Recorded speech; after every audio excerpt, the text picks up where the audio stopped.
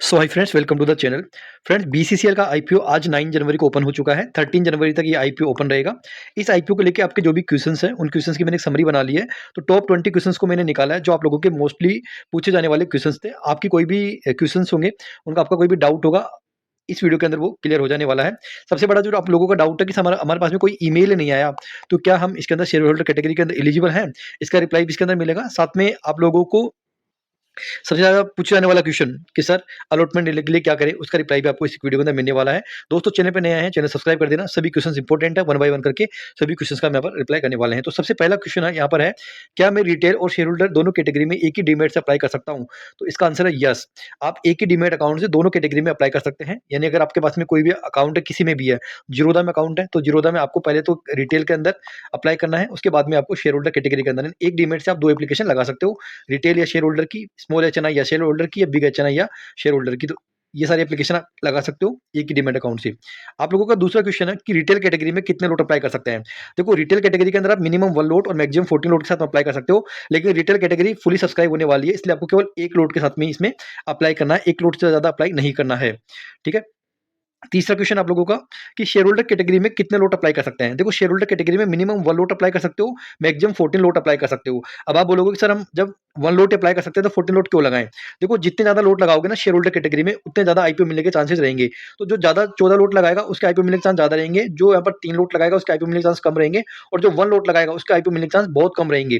ठीक है? तो आपको मैक्सिमम लोट के साथ में अप्लाई करना है शेयर होल्डर कैटेगरी में, जबकि रिटेल में आपको केवल 1 लोट के साथ में अप्लाई करना है। 4 क्वेश्चन आप लोगों का, शेयर होल्डर कैटेगरी में कितने लोट लगाने पर कंफर्म अलॉटमेंट मिलेगा? देखो, आईपीओ अगर ये है ना 14 टाइम से ज़्यादा सब्सक्राइब हो जाता है, तो आपको यहाँ पर कंफर्म अलॉटमेंट नहीं मिलेगा। ठीक है? लेकिन यहाँ पर आप 14 लोट के साथ में अप्लाई करोगे तो आपके आईपीओ मिलने के चांसेस ज़्यादा रहेंगे। अगर ये आईपीओ 14x तक ही सब्सक्राइब होता है, तब आपको 1 लोट कंफर्म मिल जाएगा, जो यहाँ पर 14 लोट के साथ में अप्लाई करेगा। लेकिन ये आईपीओ 14x से बहुत ज़्यादा सब्सक्राइब होने वाला है, लगभग 30x के आसपास मानो या उससे ज़्यादा मान सकते हो। तो कंफर्म अलॉटमेंट नहीं है, लेकिन आपको 14 लोट के साथ में इसके अंदर अप्लाई करना है शेयर होल्डर कैटेगरी में। अगर आपके पास में पैसे नहीं है, फंड नहीं है, 1 या 2 लोट लगा सकते हैं तो आप लगा सकते हो। बाकी मैक्सिमम लोट लगाने का इसमें ज़्यादा बेनिफिट रहेगा। पाँचवाँ क्वेश्चन, सिर्फ 2 लोट के पैसे हैं, कहाँ लगाएँ? अगर आपके पास में 2 लोट के पैसे हैं तो 1 लोट रिटेल में आपको लगाना है, और 1 लोट आपको शेयर होल्डर में लगाना है। यानी कि रिटेल के अंदर तो हमें अप्लाई करना ही करना है। बाकी जितने भी पैसे आपके पास में बचते हैं, उनको आप शेयर होल्डर कैटेगरी में लगा सकते हो, अगर आप एलिजिबल हो तो। नेक्स्ट क्वेश्चन है, 6th क्वेश्चन, कि शेयर होल्डर में पेमेंट यूपीआई से करें या असबा से करें?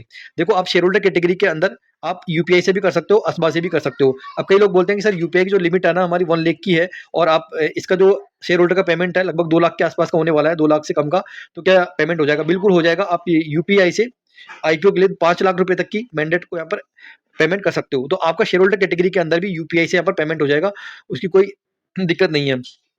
ठीक है?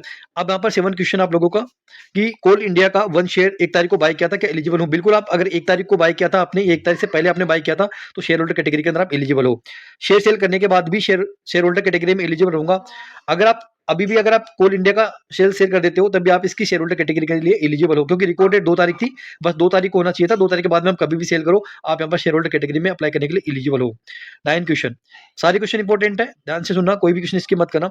जीरोधा से कोल इंडिया का शेयर लिया था, ग्रो से अप्लाई कर सकता हूँ क्या? देखो, कई लोगों ने क्या कर रखा है, जैसे जीरोधा का ब्रोकर है, उन्होंने कोल इंडिया का तो शेयर ले लिया, लेकिन दूसरे ब्रोकर से अप्लाई करना चाहते हैं।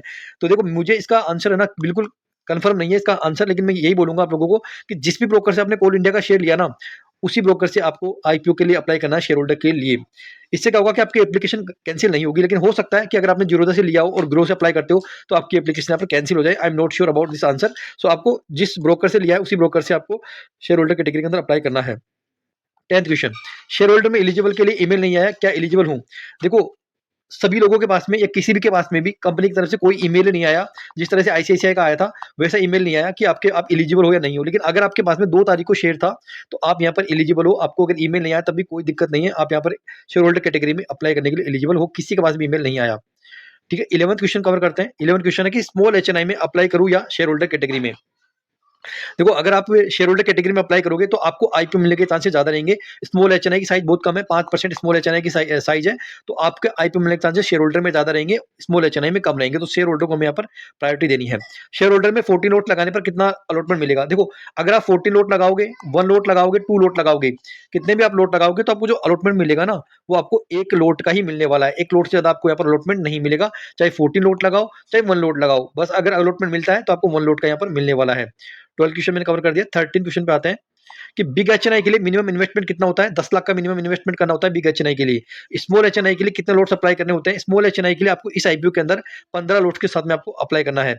अमाउंट कम है, कहाँ पर अप्लाई करें? अगर आपके पास में अमाउंट नहीं है, 15,000 रुपए ही है या 18,000 रुपए ही है, 1 लोट के पैसे, तो आप यहाँ पर केवल जो रिटेल है उसके अंदर अप्लाई करें, शेयर होल्डर में अप्लाई करने की कोई जरूरत नहीं है, ठीक है।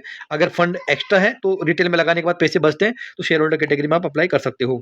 पैसे ज्यादा है, बहुत पैसा पड़ा आपके पास में, कोई दिक्कत नहीं है, तो आप बिग एचएनआई के अंदर अप्लाई करो और शेयर होल्डर कैटेगरी में अप्लाई करो, क्योंकि बिग एचएनआई में आईपीओ मिलने के चांस ज्यादा रहते हैं।